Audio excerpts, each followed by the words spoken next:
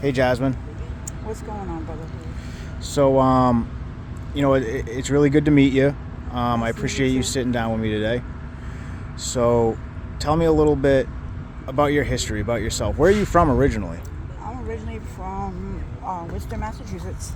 Okay. Born and raised. I lived in Millbury with my father and my mom. I moved to Charlton when I was about 10 years old. My mom bought a house, big, huge house. And,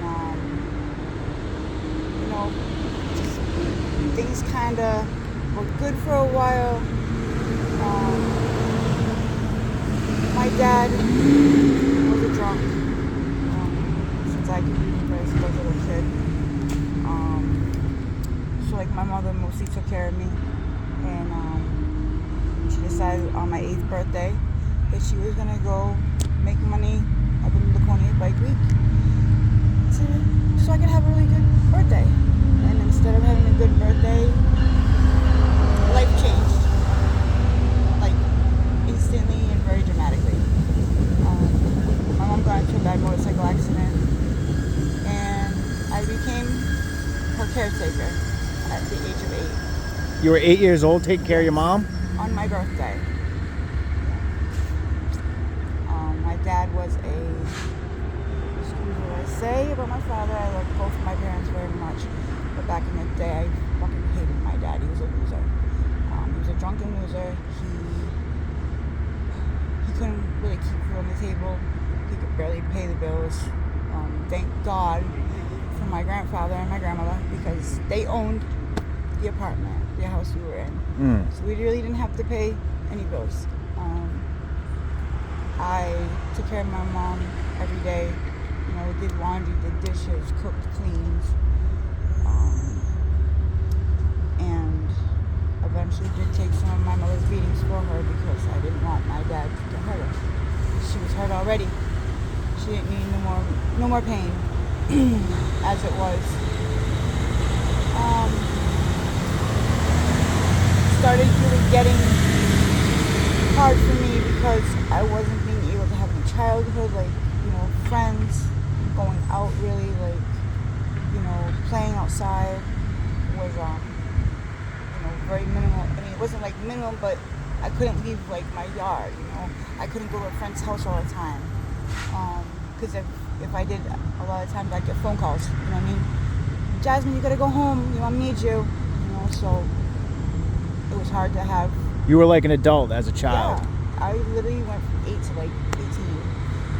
The flash of an eye, And the worst part was when this did happen, found out that my mother told me that they pronounced my mother dead at the scene at first. And all of a sudden they revived her. She told me that I was the one that was at the end of the tunnel saying, "Mommy, don't leave me." And she said when she seen that, she came out of it. It was, I guess that's when they shocked her. She said it was the most, awakening moment, but also the most scariest moment in her life that she did die, and that she was gonna, not be there for her kid, for her daughter, but instead I was there for her.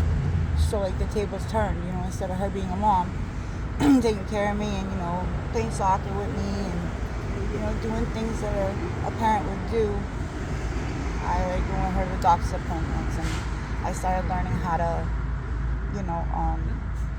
give her back massages and how to crack toes and put bones back into place at a very young age. It really sucked, actually. And then as I got a little older, my grandmother was like my mom, because my mother was like a wild woman. She liked to party. She was a model. She wasn't a stripper. She was a model. She worked for a modeling agency. And this was before the accident? Yep. So I spent a lot of my time with my grandmother before the accident and after the accident. Okay. So it was kind of like I spent a lot more time with my grandmother after the accident, because my mom couldn't take care of me like she wanted to. Yeah. And she kept saying, "This is not fair to my daughter." who at the age of 8, 9 years old has to take care of a full-grown woman that is should be capable enough to, you know, wash her own self and do laundry and cook dinner for her daughter, you know, clean the house and stuff like that. Yeah, you like kind of you resented the fact that happened. I hated it. I hated it a lot, and it made my mother a very depressed woman. She got hooked on pills. She started drinking a lot. What kind of pills? Oxycontin.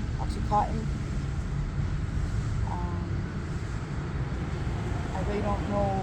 She really wouldn't tell me, but I did find like she was on Vicodin and regular Percocet. Like she had, you know, a bunch of prescriptions that were all pain-related medication, and then she would have some, you know, for her depression and stuff like that. I watched my mother actually really go from this happy, like outgoing, very spiritual woman that loved to, you know, have fun and party and dance and do all these things to like just in bed, crippled, like couldn't move, always constantly in pain, crying. She got into a really bad depression for a long time, quite a few years. Like, and so that must have affected you. So that affected me a lot. So when she got her settlement, she decided that she wanted to try to give me the childhood I didn't have. But all through those years, you know, 8, 9, at 10 years old is when she bought the house and she finally got the settlement. But I was riding horses the whole time because that was like the only thing I could really do that my mom could sit in the car and watch me. Like, you know what I mean? So even though like I danced and stuff like that, but she really didn't come to like, you know, practices and stuff. She might come to a recital, but like halfway through she'd have to leave because she's in pain. So it was like things that she should have stayed and you know was there for me. She wasn't. My dad very rarely. He was like an absentee father type. Very for most of my youth, from the age of, let me think, well, like probably 6, 7 years old, 8, 9, 10. By about 11, he really started to be in my life a lot more, because I was up his ass. I wanted to learn how to fix cars. I love cars, stuff like that. So like my dad's a mechanic. So as I grew up, because of where we lived in the woods in Charlton, we had, you know, wood burning furnace and a fireplace and everything. That's how we kept our house warm. But we had oil for, you know, the hot water and stuff like that. So I learned how to split wood. And, you know, I was rugged and stuff like that. So you kind of had like a very tomboy, outdoorsy kind of upbringing. I'm a very big tomboy. So what happened? Like, when did you start messing around with substances and stuff? Well, kind of funny. Like I said, rode horses most of my life. My dad bought me a dirt bike, and I wanted to be the show off. Yeah, show off. Flipped the dirt bike in the middle of the street, right in front of my, like, not right in front of my house, but like we had 2 driveways, and I goes to pull out, and we lived on a very quiet road. You know, a car maybe every 10-20 minutes, maybe, if you were lucky. So I goes to pull it out of my dirt road onto the regular, you know, asphalt, and the bike that I had was a old school 175 MX, and hit a power bearing and flipped upside. I went one way, the bike went the other, and I got knocked out. And when I did come to, I thought everything was fine. I didn't realize it until I started wiggling my toes, and I had tore my ACL and destroyed my leg, my knee, at the age of 15 and a half, gonna be 16. It was June 3rd it happened. Can't remember the date as of like the actual year, but That was the date. And my birthday is June 20th. And we were going on vacation. So I'm like, you know, my parents are very angry now. You know, we're going on vacation to Laconia Bike Week, and here I am in a freaking cast, you know. Yeah. And I like ruined my birthday, and I said, no, I didn't. It's just life, you know. Shit happens. I said, but I had fun doing it, you know. But I didn't know that it would destroy me as a person. How did that happen? Well, I had knee surgery. This happened in June. September 28th, I had knee surgery. And they OD'd me on morphine. The machine broke, and the nurses didn't realize that it was just mainlining into my IV. And I OD'd on it, and I actually liked the feeling of it because, damn, I don't feel nothing. I don't feel no pain. I don't feel no nothing. It was just this really peaceful, relaxing moment that I had. And the craziest thing was I fell in love with it. But I never thought in my whole entire life that I would do it because I had a friend that rode their bikes. Cut his airway off, gave himself a stroke, and he lost his whole career over it. So I kept telling myself I never want to do drugs, you know what I mean? I smoked a little weed here and there. I very rarely drink, you know. You're a teenager. You're supposed to have fun like that, you know what I mean? Experiment. But I was mostly into riding my horses and doing competitions and stuff like that. Plus my dad was teaching me how to operate machines and drive truck and all that. So I enjoyed that more. At the time I thought I did. But then after all that happens, the worst thing in the world happens. My grandmother passed away. Oh. November 3rd. So not even, like a little over a month and a week, not even after I had my knee surgery. And the last thing I can remember saying to her, I think this is another reason why I have a lot of resentment too. I said, Grandma, I'm not doing too good. Could you please just let me lay down? And not even a couple of days later, she passed away. Oh, I'm sorry to hear it. So that has a really big toll on me even to this day. As you can see, just thinking about her, just talking about it hurts. Yeah. You know, she was like I said, she was like my mother. And like my best friend. Like I could talk to her about anything. And she never, ever judged me. Like it didn't matter. I never, you know what I mean? I never did drugs like when she was alive. So I could never say, hey, Graham, you know, I fucked up. I was doing drugs. You know, I never had that. You feel like your grandmother would have held you accountable. She would have, the smack would have came, you know, the chastisement really would have came really hard on me. She was the one that was like she kept me in line. And this is like the first time in my whole life that I'm telling the truth about this. My grandmother was the one that kept me in line. Not my mother, not my father, my grandma. Yeah. She was a whippersnapper. You know, she was a very stern woman, but very loving and very caring. But also she wanted to teach you, you know, the right things in life. You know, she didn't want you to be a failure. She wanted you to do everything, you know, the right way in life. You know, she wanted you to succeed in life. She didn't want to see you, you know, hurt. My grandmother literally would walk home, which it wasn't very far, but at her age, you know, in her 70s at the time, she would walk up the street with the dog, and she would come and sneak to watch me ride, to watch me train and ride horses. She was your biggest fan. And she used to hide. And I would catch her, and we would catch her, the dog would bark. And I really never told my mom that either because I didn't want my mom to think that I didn't love my mother. But my grandma would watch me dance. You know, she would say, okay, you know, maybe use a little bit more leg on that, or a little more muscle, or, you know, point the toe a little bit more. Because my grandmother,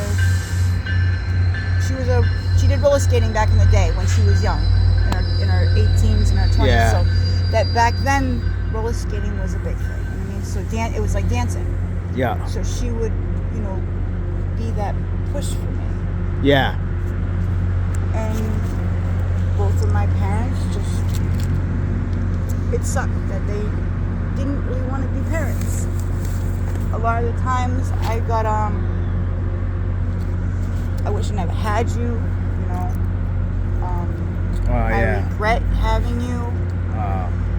Things like that really don't jive very well with someone that's already going through a lot of, you know, resentment as it is towards your family. And then when they start doing that, you know, things start happening. But in the mix of all this, when I was, this is really hard for me to talk about. When I was with a train to go by.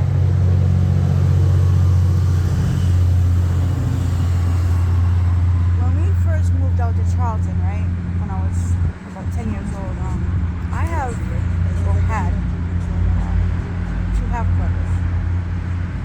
They're from my father was another woman. One of them was like a spitting image of me, or a spitting image. I would look like Tim. Blonde hair, blue eyes, built like a brick shit house. Loving, caring brother. The other one, let's just say, I wish I could still to this day hang him and kill him. He tormented you. No, he raped me. Oh, Repeatedly, terrible. Repeatedly. And to top it all off, he killed my dog to prove that he would kill me if I ever opened my mouth. So what happened was, in the mix of all this stuff that was going on, you know, my mother found his diaries, like 5 or 6 of them, with all these pictures and these, you know, they're not stories, but they were like what he wanted to do to me and my friends in detail, with pictures, and like I would creep in her room, like things that he actually would do that he had done and I never knew. So in the mix of all, like I said, in the mix of all this, I started cutting myself. I started I was really, really depressed and stuff like that. And my parents really didn't know what to do with me. So before I flipped my dirt bike, I was put into a program, like a nut house, because they couldn't figure out what was wrong with me. I wouldn't tell. I couldn't tell. I was too scared to. Okay. I was petrified. I was a young and naive little girl at the time. I was 10, 11 years old. And I lived a very sheltered life at that point. I mean, I heard things, but really didn't know about certain things, you know. Finally, it got to the point where the burden was so heavy on me, I had to say something. And that was kind of like, let's just say it, all hell broke loose. Okay. At that point. That's when I started getting, you know, after I said that, went to court and all that stuff, and it all came out,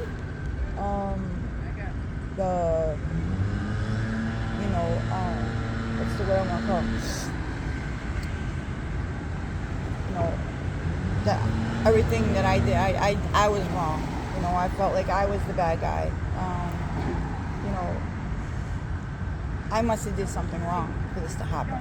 And so you were the victim, and you felt like you were the person that had, did something wrong. Yeah, like, was it because, you know, like I said, I'm not a conceited person. I'm not somebody that all about me, I'm beautiful, all this and that. But, you know, at a younger age, I was a model too. You know, long blonde hair, blue eyes, you know, light skin, skinny. I always was I was not always very, very skinny, but I was always very muscular, very built, and I was very toned. So I was perfect, all the way up until I was about 18 to be a model. After 18, I started working hard with my dad. You know what I mean? But all the way through, like I said, like 15, 16, 17, 18 years old, it was brutal for me. I was in and out of jail. Oh, so yeah, was that for drug use and stuff like that? Nope. That was for assaulting. I have a very bad anger problem. And I would get into a lot of fights when I was in school, so I got thrown out of school a lot. I went to an alternative school almost my whole life. My whole, whatever you want to call it, my teen years. And then finally I was bullied so bad because of how I looked, and they thought I was, this millionaire girl, and I was this ditzy thing, and I didn't dress like that. I dressed like a goth. I had a half a shaved head, black hair, because I had a horse, and it's not what you think, that beautiful white little picket fence is not always what it seems from the other side.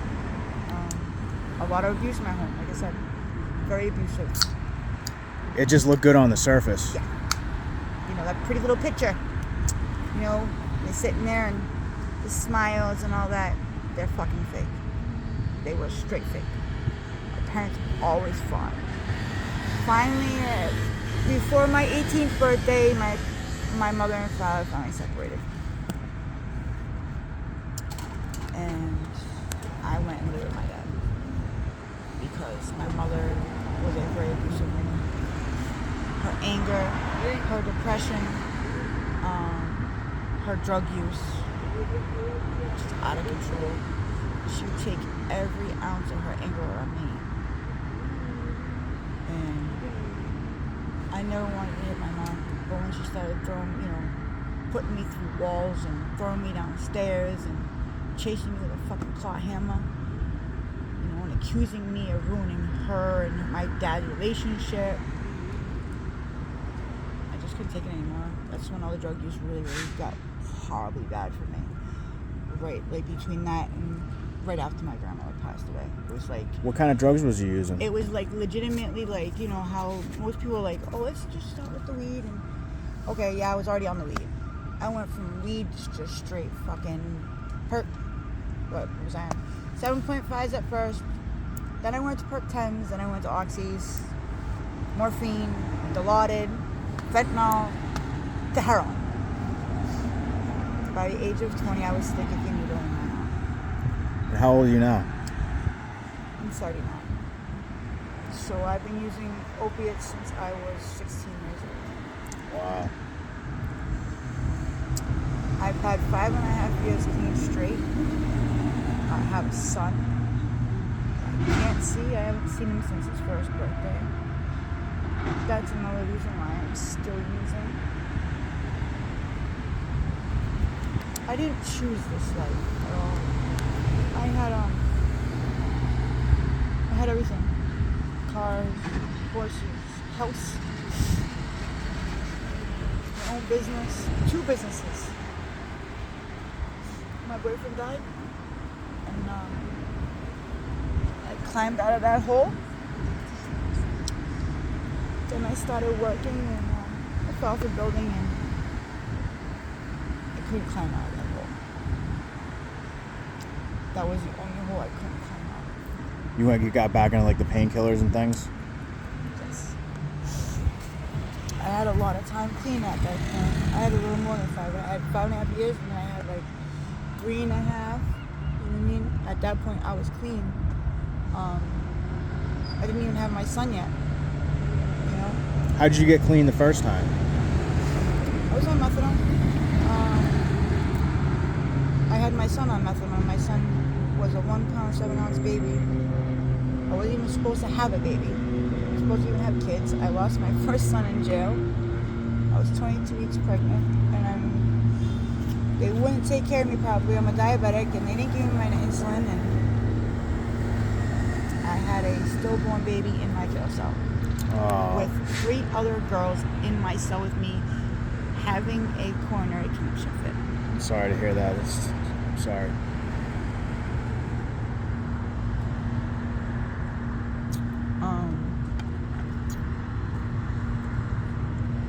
I decided to, try a good life. So, as I was on the clinic, this was probably like the 4th time I got on it, and I said, I said, fuck this. I'm better than this. Let me see if I can not smoke crack. Let me see if I can, go. And I think I'm gonna go to 3 meetings a week at the clinic. Do extra groups and stuff like that, and keep my mind busy, because I don't like AA and NA meetings. Why not? I don't know, I just, after listening to some of the things I hear there. What are the things you don't like? A lot of them talk about their war stories. They're too in-depth. And especially when somebody's at that verge of wanting to use, or they go there because they might have one of those little slips or a hiccup.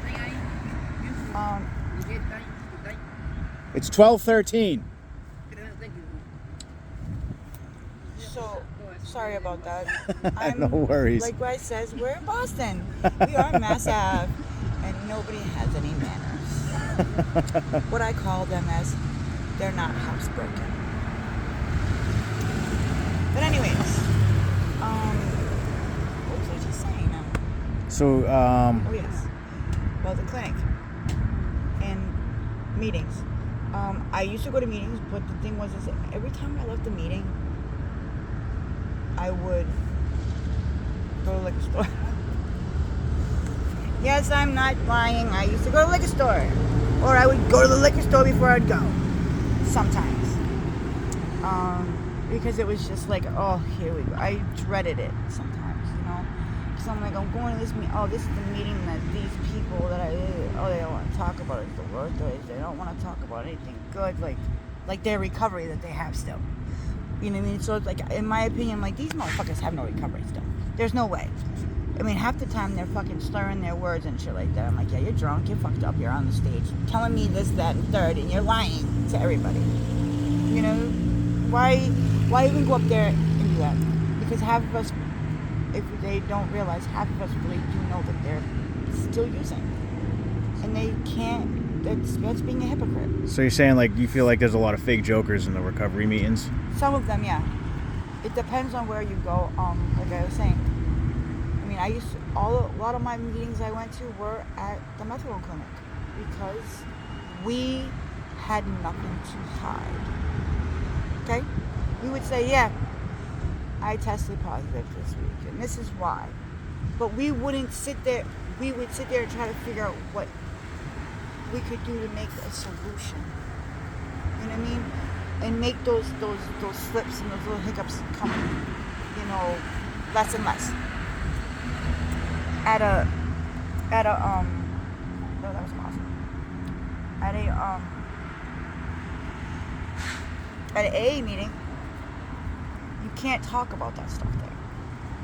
You can't say, well, we need to work on this and we need to work on that, and let's write this down, let's go in this book and let's, figure this out. We can't do that there. At least at the clinic, it's not one-on-one, but it's more than, 50 to 100 people in a room, or even, 40 people. They're not going to take the time to go through everybody in that room that needs help. You know what I mean? Oh, okay, time's up, we got to go. You know what I mean?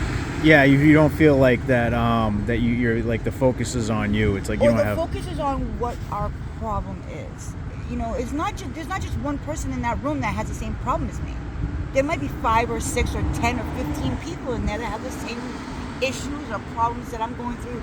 Not exactly to a T, but almost, around the same things.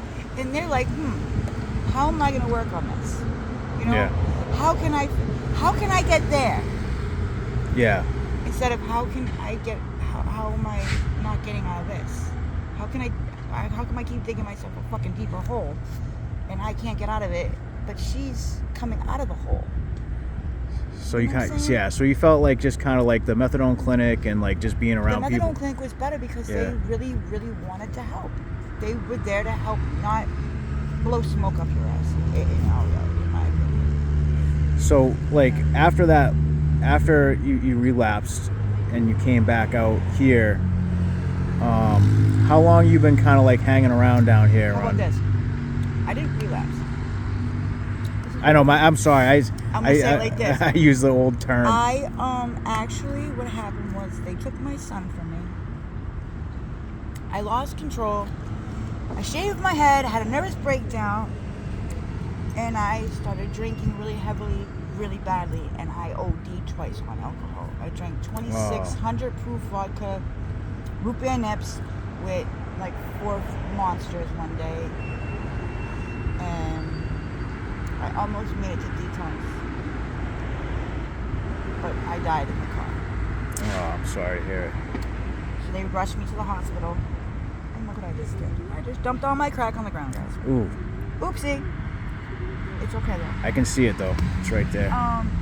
So instead of me making it to detox like I needed to at that point, comes to find out, DCF finds out that I OD'd and killed myself. So they said I'm an unfit parent. So I did it again. And the second time was for real. I wanted to die because they took my rights from my son. So I don't feel like I have anything to live for anymore. No? I mean, out here, I found a man that I really love more than anything in this world, and you can't stop being on it. I'm sorry.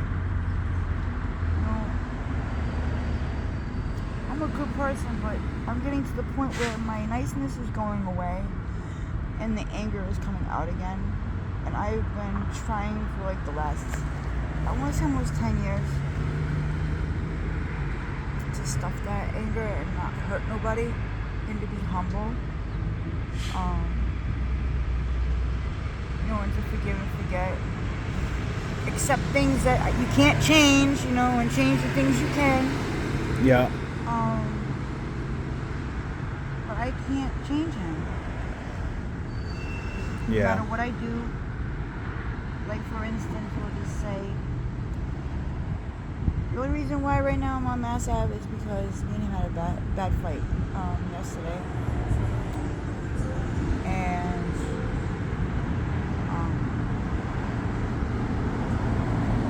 he was dragging me around and everything, even though I was the one that was sitting at home, laying in bed waiting for him to come home. While he went out and partied, I was the bad guy. Yeah. So, and then I've been finding things out about him, but it's not like he was trying to lie to me. He was only trying to protect me about things. He didn't want me to, feel sorry for him. I really don't want to say it's too loud, but comes to find out that my man's been going blind for over 30 years. He's going blind, you say? Yes, for over 30 years. And I have noticed it, but you want to think about that. Nah, I can't be. Yeah. There's no way that this is happening. You know what I mean? Yeah. Not this man, not the man that I love. You can't see me. But Yeah. You know who I look like. Yeah. He says all I can see is your silhouette. He goes, the only way I know what you looked like was from his boy Paige. Paige told him I looked like a little boy. Yeah. When he first met me. Because I did look like a little boy. At a high and tight when you first met me, Yeah. I was just, coming back to, I don't know how you want to say it, coming back to life, maybe. I came out here. I went to the Spectrum program in Westboro. I graduated, and I decided I was I said, I think it's time. I'm gonna go a halfway house away from where I'm from. And I want to get my fucking life together. Yeah. And ladies and gentlemen, as I said, I grew up with Hells Angels and certain people in my life. They don't like black people. So think of what I'm saying. Not good. They're not supported. They're not good people. This, that, and the third. Well, in my opinion, let me make my own decisions and my own opinions on this. So this was a black man. I am married to a black man. Family hates me to death. And they didn't accept that. They still don't accept it. And when I came out here, the program I went to, all women, and there was like 2 white girls. So I was not, I'm new to Boston, you know what I mean? I just came out. I've never been to Boston before in my life. I mostly stayed in Worcester and, Millbury and in the woods. So this was like a culture shock. You're like a country girl. Yeah, this was a culture shock to me. But I'm not like one of those hick girls. I'm not one of those, oh my God, I'm broken out. No. Oh, cool, I'm all greasy, let's go. I wear boots and stuff like that, only because I've been living out here. I fell in love with sneakers. Yeah. So usually you see me in Chippewas and Timberlands and all that. But I was at the house for about it was called my sister's house or something like that. I was there for about a month, and I started seeing favoritism, no disrespect. Like I said, I'm not racist. All of the black girls. I wasn't moving up like I should have. Like I was working very, very hard to get my weekend passes. Trying to get a job, stuff like that. They had when you first get there, you're in a room with 4 girls, and then after a week or 2, after you know the rules and you're starting to do good and you don't have no incidents and stuff, they move you, to another room, which is 1 or 2 people less. And as you get further down, as you do good and you don't do nothing wrong and you keep, a good behavior and stuff like that, and you give other sisters pull-ups and stuff like that, push-ups and stuff, and you don't disrespect people and you don't fight, you get to be in your own room and you get a lot more freedom. Well, I wasn't getting no freedom. I wasn't getting no, hey, you can go out, you want to go see Boston, this weekend or something, with one of the girls in the house, you earned your pass.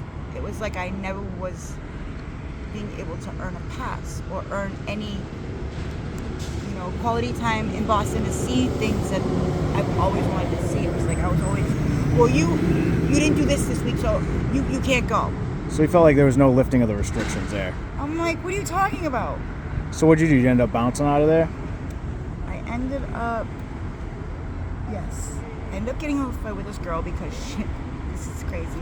How do you let somebody that leaves the house, goes out on a pass, mind you, gets high as a fucking kite, gets drunk, brings drugs back to the program, okay? She gets caught with drugs on her. She gets put in my room. The girl is telling me what to do. I said, oh, hell, you ain't telling. Well, I want my bed over here. I'm like, my girl, no. This is my room. You're being put in my room, okay? You did something wrong. You have no right to have any privileges. They're all taken away from you. You get what you're doing? Like, that's why you're in this room? She's like, well, no. I want your bed. Like, bitch, you ain't having my bed. I earned my bed. I earned my spot. Well, she hit me, and I just beat her ass. I got thrown out. And I didn't know anything about Boston, and they left me on Mass Ave. And for about, I want to say a couple months, I was clean out here. And I got arrested for a warrant that I had of a payment of no fine, of a fine that I actually paid. The judge was pissed, but they had to take me from Boston all the way to Chicopee, which is Springfield, which is a very long ride. And by the time I got out of court on Monday morning, I didn't get back here until late, so I missed the clinic. So that was Friday I went to court. On Friday I got arrested right after I went to the clinic. So that was Saturday, Sunday, Monday. I went to the clinic on Tuesday. After 3 days out in Boston, you're like kicked off. And they kicked me off on 100 and it was like 160 at the time, or 140, between 140 and 160 I was on. And let me tell you, I was not kicking that cold turkey. So I started getting high on dope. Yeah, you came off the methadone and you had to go back. And I had to go backwards instead of going forward. And let me tell you something. When I stopped doing dope, it was heroin. So you tell me that was like what? A good 6 years maybe? Yeah, that I haven't used any opiates. When I say I did not use opiates the whole time I was on the methadone clinic, I have the proof on paper to prove that. Well, tell me the difference between like the old heroin that was out there and like the fentanyl that they got out now. Oh God, this shit's garbage. Horrible. I've never. Okay, for instance, I'll show you. Like I said, I started shooting when I was 20 years old. Now, I never had a track mark in my life on heroin.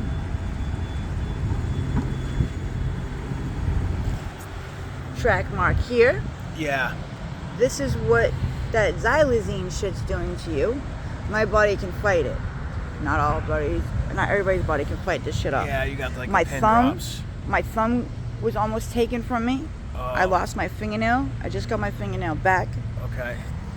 These are ulcers, and they're only under my skin. These don't hurt. They won't go away now. Yeah, like corpuscles, like just fatty corpuscles. Yes, they're hard as a rock.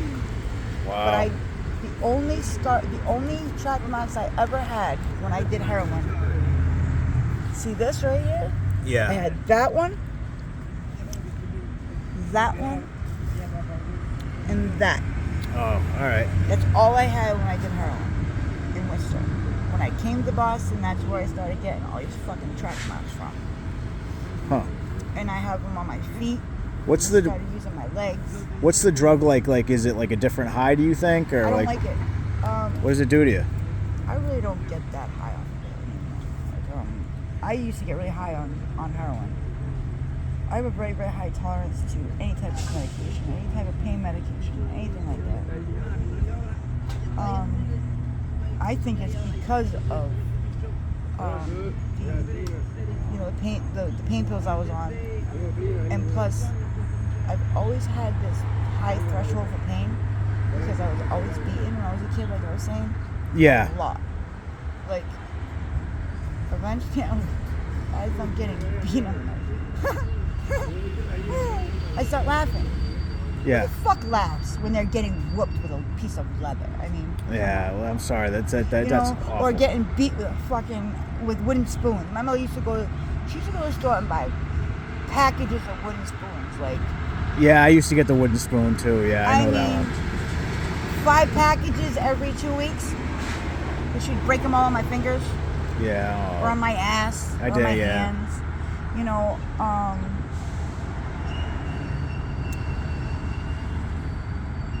I think the worst thing in the whole world, I will say this, out of everything in my life. One, not being able to be a mother to my son. Yeah. That being pulled from me. By the way, I'm sorry, I'm gonna get on. Yeah, go ahead. Camera, so you guys can actually understand what I do and what I'm going through. And I'm not just doing this just because. I'm doing this because this is actually very painful for me to talk about. Well, if that's part of your life. It needs to be told because everybody just thinks this is a big fun and fucking games, and it's not. I would do anything in my power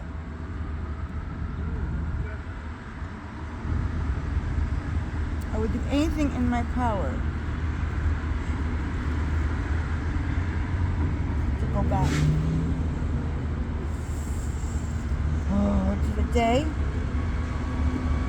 that I should have used my brain and not beat the ever-living piss out of my baby daddy for him cheating on me. To be honest with you. Yeah. If I could have just held my composure just a little bit more, I would have been alright. The postpartum depression gets to you when you're the only one taking care of the baby, and you get really tired after so much when you can't sleep and you can't function and you can't take a shower or eat for your own self, or when you're sitting there with a baby on your lap 24/7, you can't even take a piss without the baby on your lap. You know what I mean? It was like to that point, like, can I please use a bathroom? Can I please eat? It was like, so. And then when it was like, I smelt that other woman on him, and you can't hide. Excuse him and say, you can't hide when there's residue of another woman on his dick. So, it just, I snapped. He wouldn't have sex with me anymore. I kept saying, what's wrong? Am I too fat? Am I not pretty anymore? No, honey, no, I'm just tired. But there he would be in the bathroom jerking off on the phone with her. Like, things started, so I snapped one day. Yeah, he was betraying you. He wouldn't take care of his own baby. Like, he wouldn't even give the baby a bottle so I could maybe shovel some food down my throat. You know what I mean? While he's eating his dinner every night, faithfully, made him dinner every night. Made sure he had everything he needed, clothes clean, He had his woman in bed clean. If anything, I wear a little something naughty or something like that, just to maybe perk him up a little bit. Maybe have him look at me. He still would. Well, maybe he had erectile dysfunction. I was kind of hoping that, but no. I'm just messing around. He was a sex addict, so. Oh, sorry. You can't. Sex addict, and he was a level 3 sex offender after I get pregnant, so it doesn't matter. Oh. And I don't know how he has my son. But anyways, that's what it's called, paralegal, huh? And having friends in high places to hurt the right person and give something that doesn't belong to him, ruining my shit. Because my family has to tell me what's up. And he even lied to my son, telling him that mommy's dead. Oh. This Puerto Rican lady's your mother. But daddy, she dark and she speaks different language and she don't look like me. My sister looks like me. Telling him that I was his sister. Finally my dad was like, I'm done. This poor little boy needs to know what's up. And ever since that, I have went from wanting to, I guess you want to say, hang it up, right? To, 5.5 grams a day of dope down to a gram every day to every other day it lasts me. So you've reduced? A lot. I'm sick and tired of being sick and tired. I've been out here 8 years straight, ladies and gentlemen. 8 years straight. I sleep outside. I've been in a tent for the last 8 years, 365 days a year. I don't live in a house. I don't really have access to a house. I barely shower. I bird bath. How do you get the drugs? How do you get money for the drugs out here? I'm a panhandler. Okay. And I'm a hustler. Okay. I'll sell drugs. I will bring you to somebody that has them, and I have people that I that work with me. So, hey, you know, you need something? Quid pro quo, they call it. That's like the legal Yeah. something for something. Yeah. So like, okay, you wanted some crack, right? But you want 220s, but you want a 40, right? Well, I'm gonna get you 2 for 30, or my people make them big enough that I can give you a 20, or what some people call a 40. I can give you a 40 for, you know, because I would take the other money and buy myself what I need. You know, it's not always about the drugs either. You know, a lot of the time I don't eat. I don't have cigarettes. I don't get liquor all the time. How often do they bring food? Because they brought food down for us earlier. This today, I don't know how or what, but usually we get it like maybe Monday, Wednesday, Friday. Good people, church people, come and help us. Very, very sweet people. Everything's all homemade. They don't go to the store and buy it. They cook it with their own, you know, blood, sweat, and tears. I call it, you know, in love. Big pots of food. Okay. And a lot of the time, like, now you're speaking my language. They make like, you know, chicken with rice and beans, but it's like really good. I've had lasagna. Okay. Yeah. A couple of times we had like hot dogs and hamburgers. Oh, okay. With like, you know, pasta salad or potato salad, shit like that. So, I mean, but to be honest, I will say this: I would do anything to go in the kitchen and cook what I want. Okay. That's the hardest part of being out there. Okay. Being able to go to the bathroom when you need to. Where do y'all go to the bathroom? Just outside, wherever. Yo, would you like me to show you? Wherever, you just going right out here. I'll show All right. you. Nah, that's all good. No disrespect, but hey, there's no such thing as having morals, sweetheart, out here like that. You can't just be like, oh my God, I can't do this. I can't show myself. Oh, fuck you. Guess what? When you have to pee, you go squat between two cars. You know what I mean? Yeah. Those morals are out the window. Of, you know, I can't pee outside. You know, your other morals will stay. If you don't want to sell your body, you don't have to sell your body. You know, if that's something you want to do, do it. That's not something I will not ever do again in my life. Okay. I only did it because I had to at the time. You know, there were some days that panhandling was not even making enough for a pack of cigarettes. Yeah. Never mind food, you know. Yeah. And never mind my wonderful dope habit I had at that time. You know, I had to do it. I had no other choice in that matter but to, excuse me what I say, but I don't want to say sell myself because I never sold myself. I always just took what I wanted from it. So, in reality, right? Yeah. Maybe he might have got a little something from me, but once your pants are around your ankles, my fight or flight instincts would kick in. You know, I have too much respect for myself. My dad taught me that at a young age, your body's a temple, and you don't want to use it up, you know, before you find that right man. Because when you do find that right man, and you're all used up, he's not going to want you. So I learned that by my father. And I always kept that in the back of, not in the back of my mind, actually in the front of my mind. So it was always like, I'm not going to give nobody that I don't have any feelings for whatsoever. Number one, you smell, you stink, you know, and you don't even care about your family. Like, you have a family, bro? And you're out here with another woman? Shame on you. You know? So in my opinion, it was like, it was okay for me to take from them. Yeah. It's not good that they're coming out here where they got families and such. And I'm sorry, sometimes I blackmailed them. Okay. there was points that I had no choice that I had to blackmail somebody because I was sick. You know, now that I have, you know, plus I was really young. I was very young and stupid back then too. I have no, you know, no fear of saying that I was young and dumb. You know, these were fucking 32 years old. You know, I thought I was the shit.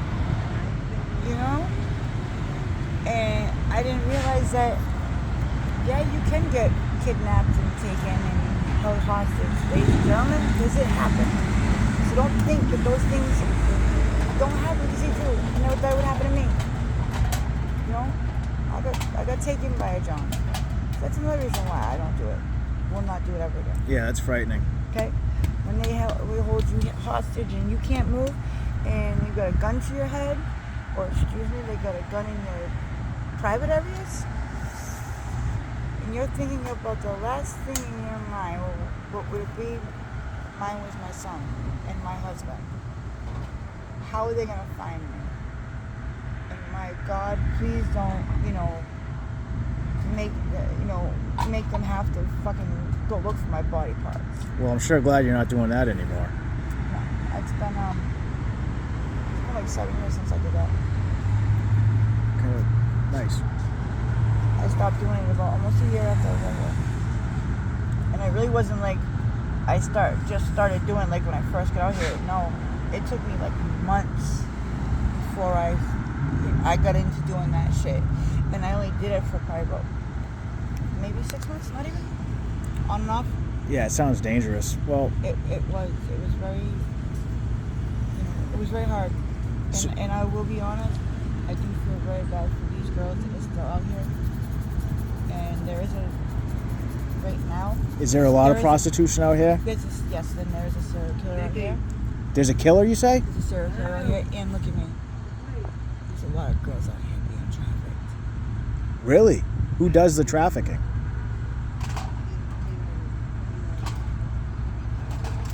If you want to survive, you want to live like you don't talk. Yeah, I gotcha. You know what I mean? Yes. Big, what do they call it? Traps. You don't run on those like that. Okay. You know, if you do, you're gonna end up in a fucking trap. Yeah. Well, I think that's a shame that people are taking advantage of women like that. They are. Because a lot of these girls out here, they are so, how do I say this? I'm an independent woman. I don't need a man. I don't need nobody to help me. And I am what they call hated because they want women that need to be controlled, They need to have a little doggy leash on them, you know what I mean? Oh, honey, nah, get the fuck away from me. You ain't gotta tell me what the fuck to do. You ain't gonna, nah. You're not submissive like that. You're taking charge, taking control. I will take control of a man. I will put a man in a fucking dope fiend and put him the fuck out and take him for a ride if I have to. All I'll take you for all you have to. If you hurt me. Yeah. If you try to, but I'm a lover. I'm not a hater. Cool. I have respect for myself and I have respect for others, but it's once that boundary is crossed, there's no recrossing that boundary. You know what I mean?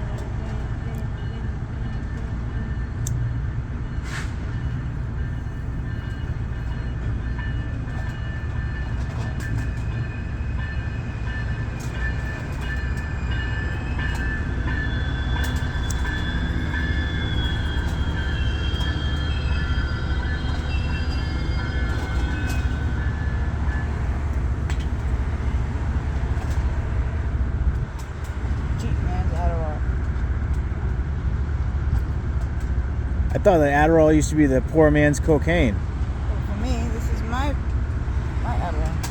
Okay. All right. So we've been on the clock for like an hour here. Really? Yeah. So you talked about a lot, but I got two more questions, right, for you. You ask me whatever you want. I don't mind. I have nothing to hide. I'm not scared. And to be honest, it's the first time I've ever talked about my life like this, knowing that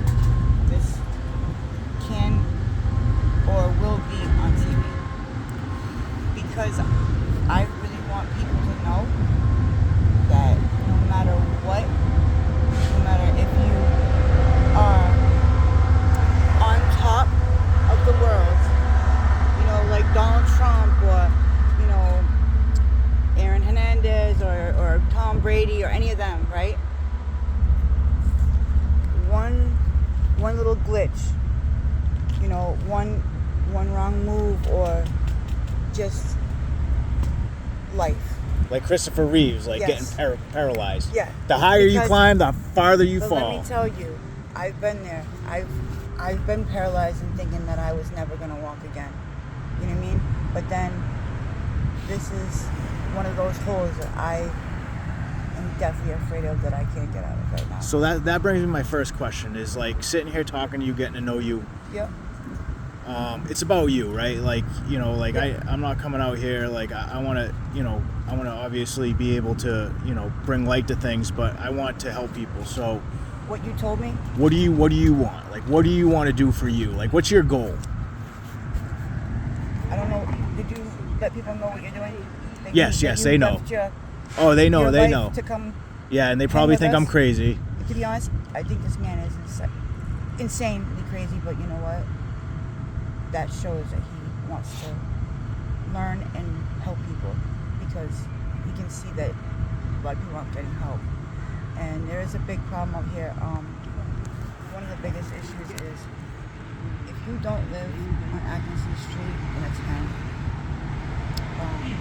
they really don't want to help you. You know, they don't want to give you housing or help you as much as if, you know, I'm not on Atkinson Street, but I am behind a trash can, you know, on a mattress.